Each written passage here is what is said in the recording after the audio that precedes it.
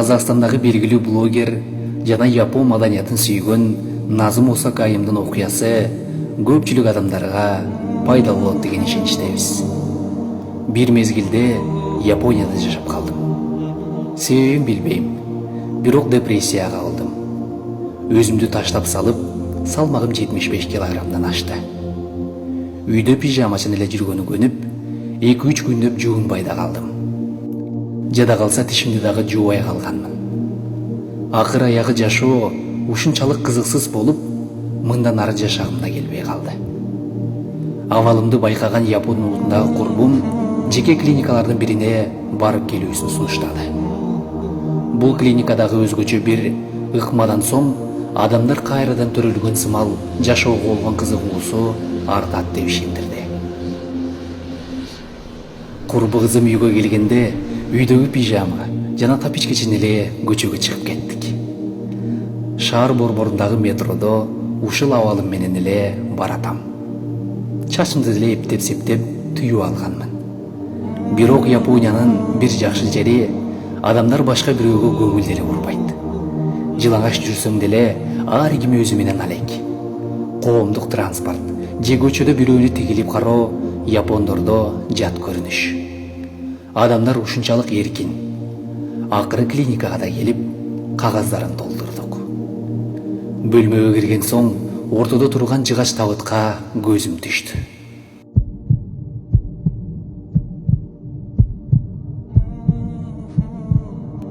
Дарыгер бир канча суроолорун берген соң, өлгөн адамдар кийүүчү кийим берди.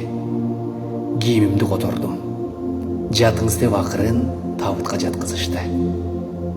Эч коркпоңуз. Болгону өлгөн адамдар кандай эмоцияларга дуушар болгонун өз жан териңиз менен сезип көрүңүз. Кандайдыр бир ыңгайсыздык жаралып, процедура жакпай баратса, бул кнопканы бассаңыз жетиштүү болот. Дароо токтотуп, сизди табыттан чыгарабыз деп ишендирди. Жатканда эле жагымсыз бир жыртты сездим. Астымда түсү ачык болгон жумшак атлас. Табыттын ичи шурулар менен коздолгон. Жатып алып, табытты изилдемей. Бир маалда жагымсыз жаназа музыкасы угула баштады.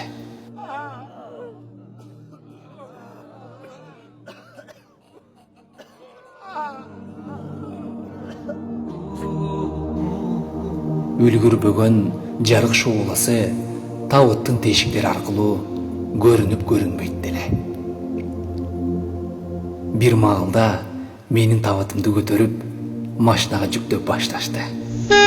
Дароо кнопканы бассам, араң турган кнопка да сынып калып ит кылды. Кыйкырып, акчаны бул үчүн төлөгөн эмесмин деп нааразычылыгымды билдирип жаттым. Аларды сөгүп жымшыктар дедим. Эмне эле кылып жатасыңар? Угайын деген бирөө жок. Кымырабастан машинага жүктөп салышты. 10 мүнөттөй жүргөндөн кийин табытты чыгаргыла деген үн угулуп калды. Дем жетпей баратам. Жип менен атайын казылган орго сала башташты. Үстүмдөн улам топурак ыргыткан сайын сырттагы үндөр угулбайт. Болушунча кыйкырып, орусча сөгүнүп жатам. Башымда миллион деген ойлор. Мээси айныган бир сектанттардын колуна түшүп калган мунго сыягы деп ойлоно баштадым. Тирүүлөй эле өлтүрүп жатышат. Аум Сунрики деген балекет ушул окшойт. Келгендерди жек көргөн топтун курамындагы болдум го. Япон курбумда булар менен бир иш алып барат окшойт. Өлтүрөм акмакты. Дос деп жүрсө, чындап эле көмүп жатышат. Эшектер. Кудум касапчыны көргөн чочкого окшоп чыйылдай баштадым. Болгон күчүм менен табытты тебем. Кыйкырган сайын дем жетишпейт. Өңгүрө ыйлап, көзүмдөн жаш, мурдумдан суу агып, табыт ичиндеги тартыктан улам, же бетимди арчый албайм. Жыгачтан катып жатам. Эки колум аскердин колундай болуп түптүз. Табыт дар. Ичи болсо сейдик сасып кеткен. О Кудайым, мен өлгүм келбейт. Кислороддагы азайып баратат. негедир башым айланып үшүй баштадым. Балким сийип алып сейдиктин үстүнөн жаткандыгым үчүнбү, билбейм. Жер муздак экен го деген ой келди. 20 мүнөттөй ыйладым. Акыры эсимди жогото баштадым. Өтө жаман абал экен. Өлөт деген ушулго. Уктап калып кайра ойгонсо эле табытта жаткан Гоголь бечараны эми түшүндүм.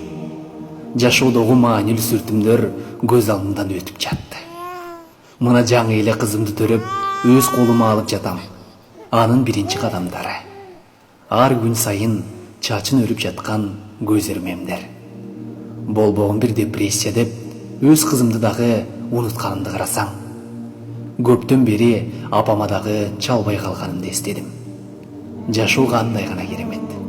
Мен болсо бул жерде табыт ичинде өлүп баратам. Анан дагы мен суктанып жүргөн япондор мени өлтүрүп жатат. Мен аларды тим эле периштедей көрчүмүн го. Эх, япондор десе, дааны эшек экенсиңер. Ушул нерселердин баардыгын ойлонуп жатсам эле табыттын эшиги ачылды. Карасам баягы эле кирген бөлмөдө экенмин. Көрсө, табыт толугу менен компьютерге туташып, ичиндеги жыт, үн, температуранын баардыгы өлүм иллюзиясы экен. Дагы 10 мүнөттөй жаш баладай ыйладым. Аран сооронуп, улам тигилерди сөгүп шилеп коем. Жанымда болсо курбы кызым ыкшыйып күлүп жатат. Чыгып баратканда колума менин өлүмдүн видеосун карматты. Көрсө табыт ичиндеги баардык аракетти камера аркылуу жазылып турат экен. Бул ыкмадан соң бир топ арыктап өзүмө келдим. Жашоону сүйүп, өлүм жөнүндө такыр ойлобос болдум. Же депрессиям жок болуп кеттиби деп бир сире ойлонуп коем. Экинчи ал табытка жаткым келбейт. Мен бул жерде жана азыр жашагым келет. Ушундай. Силер да учуруңарды сүйүп жашагыла демекчимин. Кызык. Адамдар жашоо баркын көп учурда сезишпейт, барктабайт. Бул практика тээ илгертен эле мусулман аалымдары, падышалар тарабынан тажрыйба кылынып келген болчу. Бир кудайдын кулу адамдарга орой мамиле кылганын, байлыгына менсингенин сезгенде эле үйүнүн короосунда казылган көргө жатып, үстүн тактай менен жаптырып коет экен. Жарым саат жаткан соң, жарым жылга чейин адамдарга мээрим менен карап, кичпейил, март болуп келчү экен. Кайра напси семиргенин сезгенде, жер астына кирип, улам напсин тизгиндей тураар эле. Учурда мурункуга караганда курсагы доктордун саны көбөйсө да, бактылуу адамдардын саны азайды. Дүйнөсү түгөл болсо да, бир нерсе жетпегендей нааразы. Жашоого капа. Мусулман болбосо да, мусулмандардын тажрыйбасын колдонгон япондор сымал, биз да табыт менен дарылоого өтсөк кантет. Которуп даярдаган Нуриет Абдулазиз. Окуган Бактияр Райымкулов.